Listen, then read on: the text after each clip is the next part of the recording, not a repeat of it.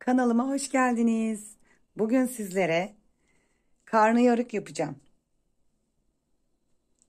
Malzemelerimiz: biber üzerine koymak için, kızartmak için kırmızı kapya biber, yeşil biber, 2 baş soğan doğradım, hazırladım. Yeşil biber bir tane küçük bir avuç, yine bir kapya biber, domates rendeledim ve bu domatesleri de bu şekilde koydum. Bunları da ikiye bölerek üzerine koyacağım. Salça, sosu için sarımsak 3 baş, baharatı ve bu benim kavurma kıymam. Hadi buyurun yapımına başlayalım. Yağımız kızdı. Patlıcanlarımızı tavaya alıyoruz. Patlıcanlarımız oldu. Yavaş yavaş alıyoruz. İçinde bir miktar tavamızın yağ koydum. 2 soğanımızı içerisine koyuyorum. Kestiğimiz biberleri de havucu da içine koyuyoruz soğanımızı. Kıydığımız sarımsakları da içerisine döküyoruz.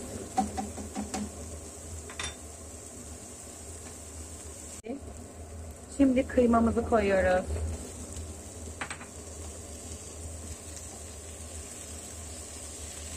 Şimdi rendelemiş olduğumuz domatesleri içerisine döküyoruz.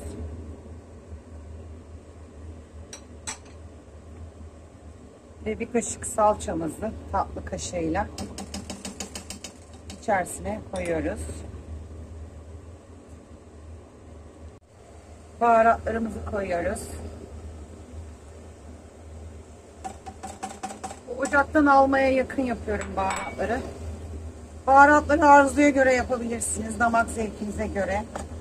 Biz seviyoruz baharatlı yemekleri. Şimdi biberlerimizi kızartıyoruz.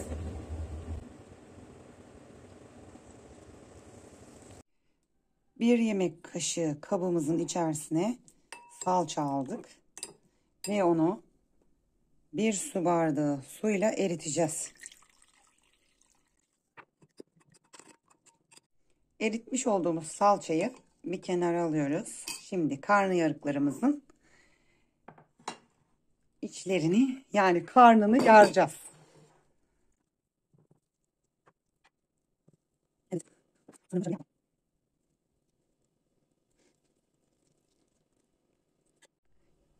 Yapmış olduğumuz iç harcını, kavurmasını içine koyuyoruz.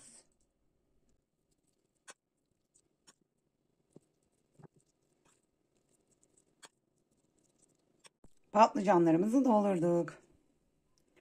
Şimdi domateslerimizi koyuyoruz.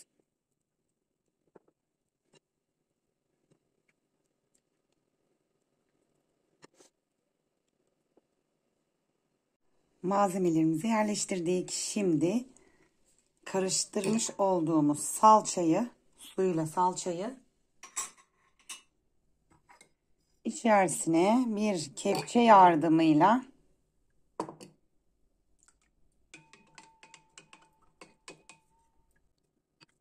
döküyoruz. Ben malzeme tuz koydum. Dediğim gibi benim kavurma kıymaydı. O biraz tuzlu oluyor. O yüzden yine tuz koydum. Siz koyun yani. Fırın için hazırlanıyor. Güzel güzel. Şimdi bayılır. Evet. Karnıyarığımız fırına hazır. Haydi fırına. Evet, fırından çıkardım. Tabağa koydum. İftara hazır. Karnıyarığımız iftara hazır. Deneyecek olanlara afiyet olsun. Şu dakikaya kadar izlediğiniz için çok çok çok teşekkür ederim. Kanalıma abone olup yorum yazmayı, like atmayı unutmayalım. Çok teşekkür ederim. Bir dahaki videoda görüşmek üzere. Bay bay.